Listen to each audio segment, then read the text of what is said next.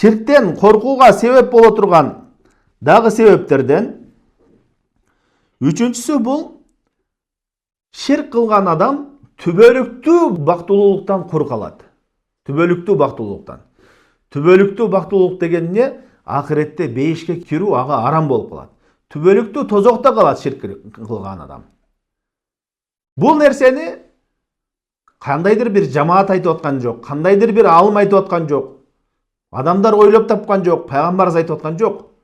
Буну ушул бейиштин ээси болгон, тозоктун ээси болгон, каалаган адамдарды бейишке киргизип, каалаганын тозокко киргизген аламдардын Раббысы болгон Аллах Таала ушундай өкүм берип атат. Куранда айтат: "Иннаху ма юшрик биллах фақад харрамаллаху алейхил жанна ва маъвахун нар ва ма лиз-залимина мин ансар."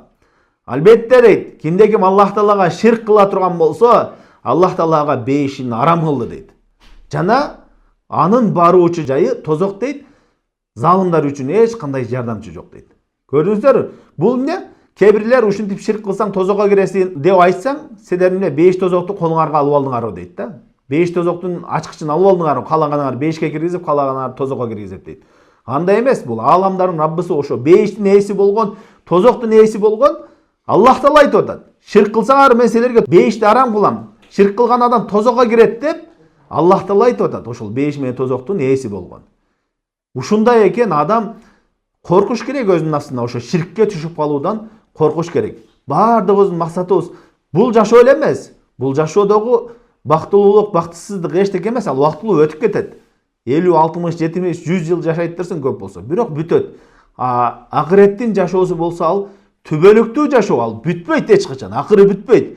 Бул жашоодо өлө кыйынчылыкта жашай турган болсоң, ошо эптеп өлүшүңдү күтүп жашашың мүмкүн. Өлүп калсам кутулат элем депчи. Бирок акыретте кутулбайсың. Акыретте же түбөлүктүү бейиш болот, же түбөлүктүү тозок болот. Ошол түбөлүктүү бактысыздыкка алып бара турган нерсе бул ширк.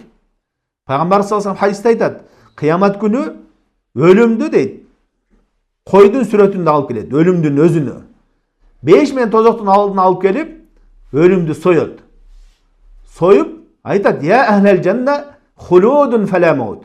О бейиш ээлери, силерге түбөлүктүү жашоо, мындан кийин өлүм жок дейт. Ошондой эле тозок ээлеринен кайрылып айтат: "Я ахлан нар хулудун фала маут." О тозок ээлери, болду, мындан кийин түбөлүктүү азап, силерге өлүм жок дейт.